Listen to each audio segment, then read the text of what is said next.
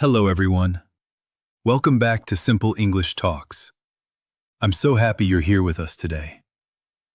Hey there! Great to see you all again.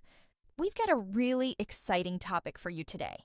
Yes, learning English is great, but many people still think in their own language and then translate. Today, we're going to change that. That's right. We're talking about how to make your brain think in English. This is one of the most important skills for fluent English.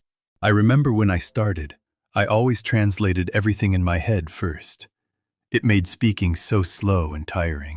Same for me. But once your brain starts thinking directly in English, everything becomes much easier and more natural. By the end of this episode, you'll understand simple techniques to train your brain to think in English. You'll be able to describe your day, your thoughts, and your feelings without translating. What about you? Do you still translate in your head when you speak English? Tell us in the comments below. If you enjoy this kind of practical English learning, please like this video and then subscribe to Simple English Talks. It really helps us. All right, let's get started and learn how to make your brain think in English. First, let's understand the basic idea. Thinking in English means your brain connects ideas directly to English words instead of going through your native language. It's like training a muscle. The simple formula is see something leads to think. The English word or sentence leads to speak or write it. No translation step. For example, when you see a red apple, don't think the word in your language and then translate. Just think red apple, or I want to eat a red apple. Here are some easy examples. When you wake up, instead of thinking in your language, say to yourself in English, I'm sleepy, I need coffee. When you eat, think, this food is delicious, it's spicy. I do this every morning. I look out the window and think, the sky is blue today. It looks nice. Small things like this really help. You can practice right now. Look around your room and name 5 things in English in your mind. Ready? Go. Chair, window, phone, book, water bottle. Great job. For negative forms, it's the same. Don't think, I don't like this, in your language first. Train yourself to think the full English sentence directly. I don't enjoy rainy days. Can you try this now? Think of something you don't like and say the full sentence in English in your head. Share one in the comments. Another tip is to label things around you. Put small notes on objects with English words and short sentences. Quick summary of this section. Start small. Name things you see, describe your actions, and avoid translation. This builds the foundation for thinking in English. Now let's build on that and talk about related ways to train your brain. One powerful method is inner monologue. Inner monologue means talking to yourself in English inside your head all day long. Narrate what you're doing. For example, while cooking, you can think, I'm cutting vegetables. Now I'm adding salt. The water is boiling. It feels strange at first, but it gets easier. Compare formal and informal. Informal inner talk is like, I'm hungry, let's eat something quick. Formal could be, I feel quite hungry, I should prepare a meal. Try this practice activity. For the next 5 minutes, describe everything you do in English in your mind. Tell us how it felt in the comments. Here are 3 specific tips. First, start with simple present tense sentences. Second, add more details as you improve. Third, include feelings and opinions. I feel happy because the weather is sunny. Please write 3 sentences about what you're doing right now in the comments. We read them. To review key points. Inner monologue, narrating your day, and mixing feelings make your brain get comfortable with English. For the third part, let's look at another important use, thinking in English during conversations and problem solving. In real life, when someone asks you a question, Your brain should prepare the answer directly in English.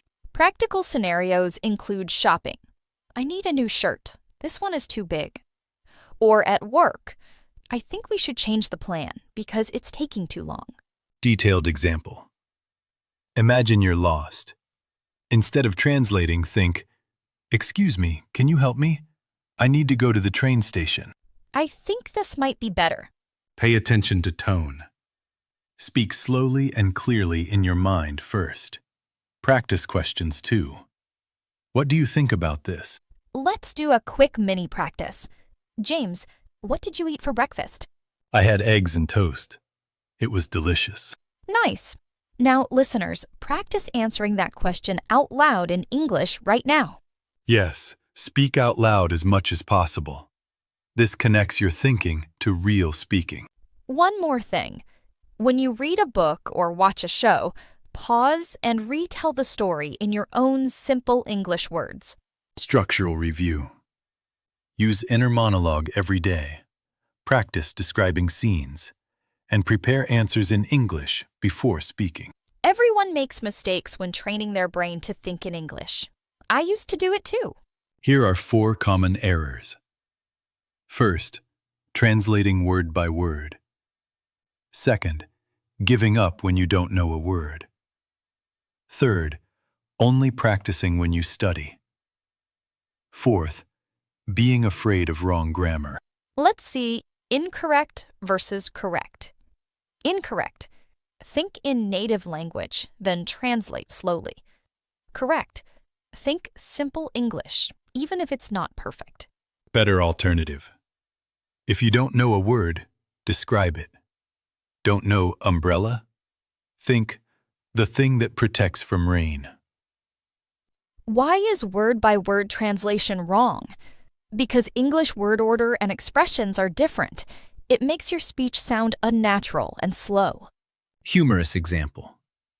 Someone once said, "I have a cow in my stomach," instead of, "I'm very hungry," because of direct translation. We all laugh at these moments. Mistakes are normal and funny. Don't feel bad. Every mistake helps your brain learn. Practice prompt for each mistake. For translation, take one sentence in your language and say it in simple English without translating directly. Try it now. Remember, even native speakers make mistakes. Keep going and be kind to yourself. This wraps up our mistakes section. You're doing great just by trying. Now it's time for interactive practice. Let's do choose the correct sentence activity. Situation 1. You wake up. Option A. I am wake up now. Option B. I'm awake now. Which is better? B is much more natural. Say it out loud. Situation 2. You're hungry. A. My stomach is empty. B. I'm starving. Both can work, but B sounds more like real English. Encourage speaking out loud. Repeat the better sentences 3 times. We can add variations. Formal. I feel rather hungry. Casual. I'm so hungry I could eat a horse. Quick summary of this section. Start small. Name things you see. Describe your actions and avoid translation. This builds the foundation for thinking in English. Now your turn. Challenge. Create 3 of your own sentences about your current feelings and write them in the comments. The most important thing is real conversation practice over perfection. Keep using English in your head every day. Wow, we've covered so much today. You learned how to train your brain to think in English. We talked about 3 main things: basic direct thinking, inner monologue and narration, and using it in conversations and problem solving. You're making great progress. Be patient and practice a little every day. Your English will sound so much more natural soon. What is one thing you will try this week to think in English? Share in the comments. Please like this video, share it with your friends who are learning English, and comment with your practice sentences. Don't forget to subscribe to Simple English Talks for more helpful episodes. Thank you so much for joining us today. Keep practicing and stay positive. You're doing amazing. See you next time.